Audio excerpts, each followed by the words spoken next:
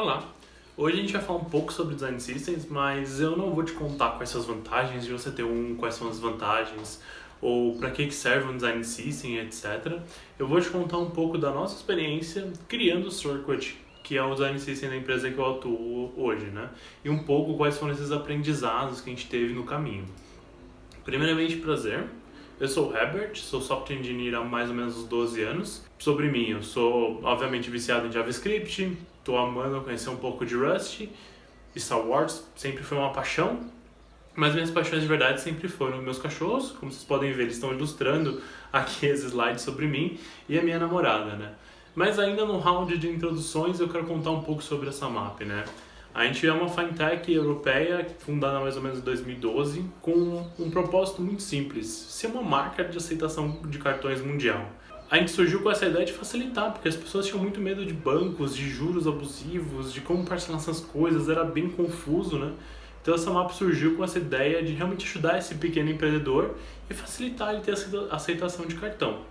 Só que conforme a gente foi crescendo, o produto vai evoluindo e a gente percebe que só isso como propósito, às vezes não é o que a gente quer para a empresa. Então a gente descobriu que a gente realmente quer ajudar o pequeno de várias formas. E aí a gente começou a construir muitos outros produtos em cima disso, desde pagamento por link, shops online, etc. E com isso, obviamente, o time de front, né, vai crescendo. O que é uma retrospectiva, afinal? Que depois de um período de tempo, o time se reúne, conversa um pouco sobre o que aconteceu nesse período, né? E começa a entender como melhorar, como fazer de um jeito diferente, o que eles aprenderam, tentar entender quais foram os erros e como melhorar.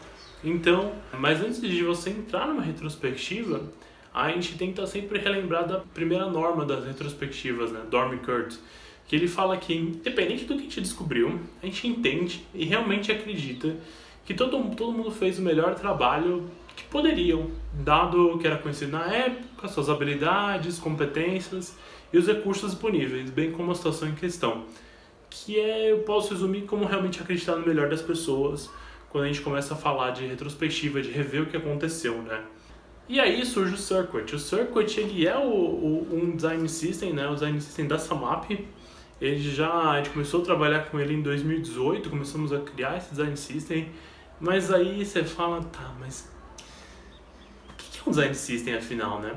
Eu gosto bastante dessa definição do Will Van Gaal, que ele fala que um design system é uma coleção de componentes reutilizáveis, guiados por padrões claros, que podem ser agrupados para construir qualquer número de aplicações. O que isso quer dizer? Cara, são componentes que, literalmente, é uma coleção de componentes que você vai poder usar em qualquer lugar. Eles têm padrões claros, então é fácil você conseguir usar eles, reaproveitar eles, e com eles você constrói literalmente qualquer aplicação, né? Então essa é a definição que eu mais gosto hoje de Design Systems, né? E aí, lá em 2018, né, quando a gente falou do Circuit, a gente tinha alguns sonhos nessa MAP, né? E aí, obviamente, vocês pensam que o primeiro é construir o Design System, né? Obviamente, todo mundo quer construir um Design System, né? Ele surgiu de alguns outros sonhos, que era a gente estava fazendo um rebrand de como a marca em si funcionava, a gente estava tentando mudar algumas cores, mudar alguns posicionamentos, etc. E também a gente estava tentando migrar a nossa aplicação principal de AngularJS para React. E aí o Design System ele se torna uma consequência desses outros dois sonhos, né? Ele se torna apenas o momento em que ele é necessário para construir os outros dois. Por que ele era tão necessário e hoje é um pouco até diferente, né? Quando a gente pensa nele, quando a gente reviu ele um pouco. É porque em 2018, quando ele começou, a gente tinha 3 pessoas no time. E hoje a gente está falando de mais de 50 pessoas mundialmente trabalhando, usando ou mesmo contribuindo para esse Design System, né?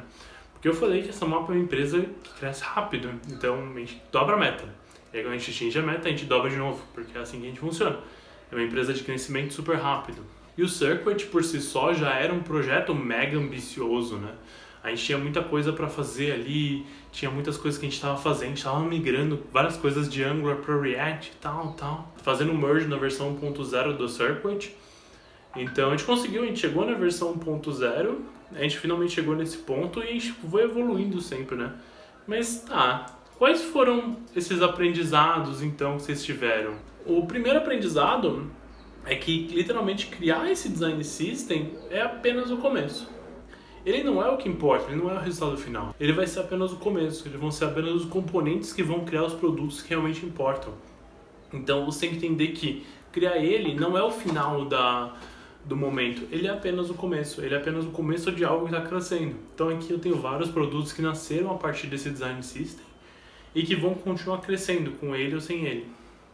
A gente tem que tratar o design system como um requerimento de produto mesmo, né? A gente não pode tratar ele como um projeto paralelo, a gente não pode deixar ele de canto, a gente não pode deixar os bugs do design system viverem para sempre. A gente tem que continuar evoluindo ele e conforme ele vai crescendo, ele vai beneficiando todo mundo da empresa. Ele não vai resolver toda a sua inconsistência. E essa é a parte que acho que mais machuca todos os designers hoje, que é basicamente, por mais que você tenha todos os seus componentes ali, ele não resolve tudo. Aqui, só para te dar um exemplo, quando a gente começou a fazer o Circuit, a gente fez um levantamento de todos os botões que a gente tinha no site. E aí você pensa, cara, são muitos botões. São muitos botões iguais, mas com pequenas diferenças. Então, cada designer foi lá, pensou no degradê que ele ia usar, no border radius, na cor, na fonte, etc. Vários esforços, vários desenvolvedores que pegaram, desenvolveram aqueles botões, reconstruíram eles desde o começo. E todo esse esforço para sempre construir um botão. E aí são vários botões que não têm a ver um com o outro, mas são mais ou menos parecidos.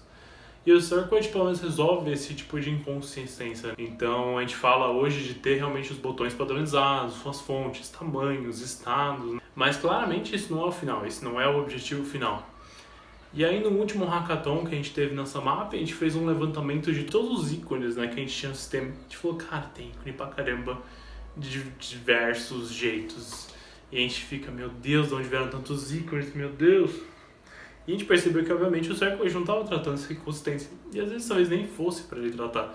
Então sempre vai ter inconsistência, ele nunca vai estar pronto, né? A gente nunca vai resolver todos os problemas de inconsistência apenas com o Design System. Entretanto, com o Currents, que é um projeto que surgiu também nesse hackathon, a gente tenta começar a resolver um pouco desse projeto desse problema de inconsistência, né, dos ícones, mas ainda é um projeto meio embrionário, está começando a nascer, está evoluindo. Tenha um tempo para fazer literalmente do jeito certo.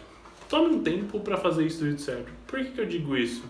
Quando a gente vê os projetos, quando a gente vê o Circuit, que é uma biblioteca de componentes, né, a gente precisa que todos os componentes tenham um HTML semântico, que eles façam sentido, que os botões realmente sejam botões, que a gente siga realmente essas regras. A gente precisa ter um API design que vai fazer sentido para os próximos desenvolvedores que vão usar, que eles consigam usar os métodos, que eles consigam ler, que tenha uma boa documentação. Por último, bem, acessibilidade. Se a gente está falando de que a gente tem um botão no nosso design system que não é acessível, a gente está falando que todos os nossos projetos não são acessíveis, todos os nossos projetos têm botões que não são acessíveis. Então esse é um mega problema. Então a acessibilidade é um ponto que tem que ser tratado desde o começo no design system.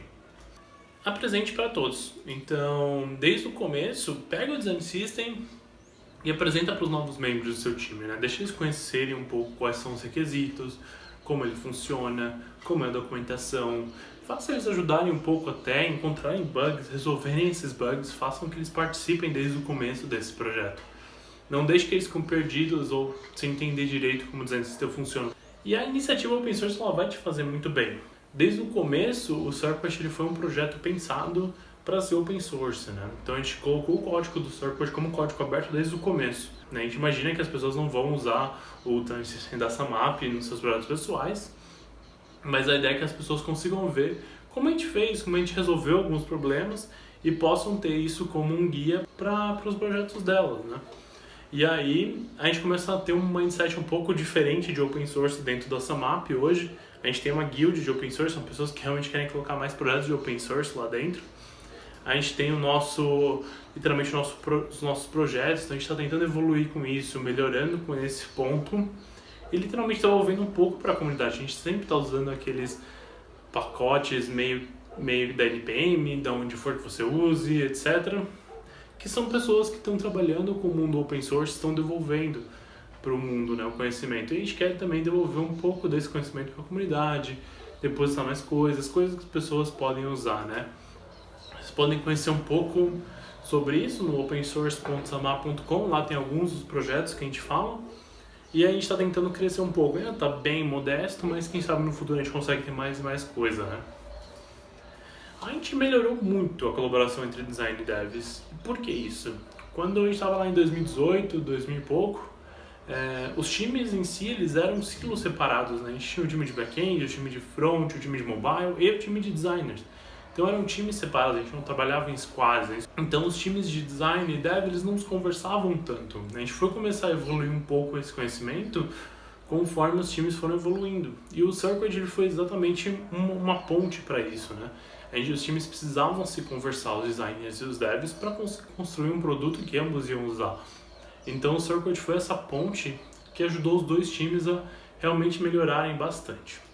Eficiência é o benefício mais tangível, então se você precisar vender o Design System para alguém que não entende tanto sobre isso, fale um pouco bastante sobre eficiência. Essa tela aqui é uma tela de login que dá para fazer em literalmente muito pouco tempo com o Design System, né, do Circuit.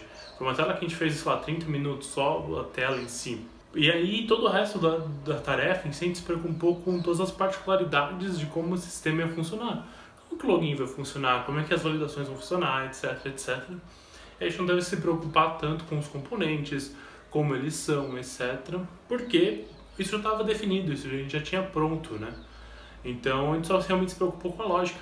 Então isso trouxe uma eficiência muito grande para o time. Entregue em pequenos incrementos sempre. Acho que esse foi um dos grandes aprendizados que a gente teve e com vários exemplos que eu vou trazer. No começo a gente começou com alguns componentes bem simples. A gente tinha, sei lá, um botão, um input, algumas coisinhas muito básicas, né? Um texto, etc. E a gente só foi realmente adicionando cada vez mais componentes conforme a gente reescrevendo aquele projeto lá de Angular, né? Ou a gente ia criando novos produtos. Então a gente nunca, desde o começo, a gente criou um mega repositório de componentes. A gente foi sempre adicionando e melhorando conforme o tempo ia passando. A gente, no começo, a gente tinha um grande problema, porque sempre que a gente escreveu um componente novo, era aquele negócio, vamos escrever agora o arquivo do storybook, né, que vai ter toda a documentação, etc. Vamos escrever os testes, vamos escrever o componente em si, e etc. Então era muitos arquivos de boilerplate que a gente começou a fazer ali. A gente falou, vamos fazer um bash script aqui rapidinho, né, para fazer isso mais simples.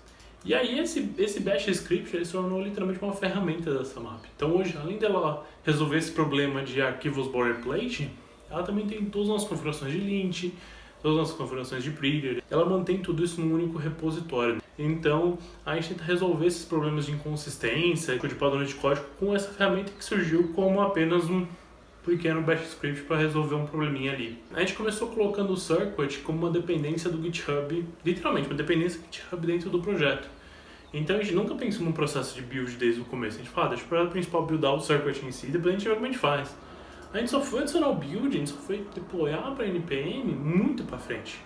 A gente só foi literalmente começar a falar de semantic release bem mais para frente do projeto. A gente sempre foi evoluindo conforme o tempo passa, sem encaixar os melhores jeitos de fazer as coisas de uma maneira incremental. A gente criou uma comunidade, não só de designers, de devs, mas uma comunidade em si, né, dentro da SAMAP. A gente aprendeu a compartilhar experiências de uma forma diferente.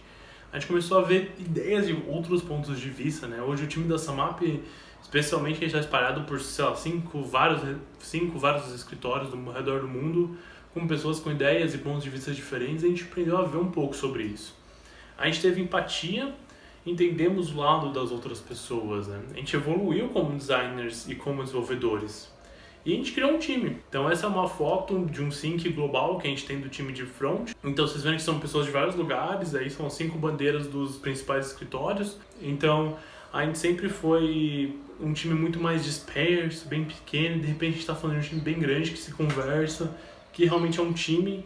E um dos motivos disso foi ter um design system que as pessoas trabalham, as pessoas se ajudam ali dentro. Aí você fala, cara, você falou bastante coisa. Você falou 10 aprendizados, você fez uma introdução sobre essa map, sobre o circuit, sobre um monte de coisa. O que eu tenho que levar disso aqui tudo que você está me falando? Quais são os pontos principais, Herbert, que eu deveria falar disso, né? Que eu deveria conhecer dessa palestra? Primeiramente, real custo de um software, ele não está ali no seu momento inicial, no seu desenvolvimento inicial. Mas sim, ele está no custo conforme, o custo em si está na manutenção conforme o tempo passa. Sempre tenha progresso acima de perfeição. Não adianta você tentar fazer tudo mais perfeito primeiro. Você sempre pense em progresso. Esse jeito sempre vai te ajudar a chegar mais longe.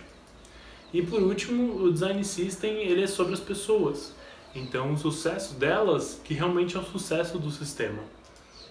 É isso, muito obrigado. Esse é o site do Circle, vocês podem conhecer um pouco mais ali. Tem o meu website também, meus contatos, qualquer coisa é só falar comigo. Tchau, tchau!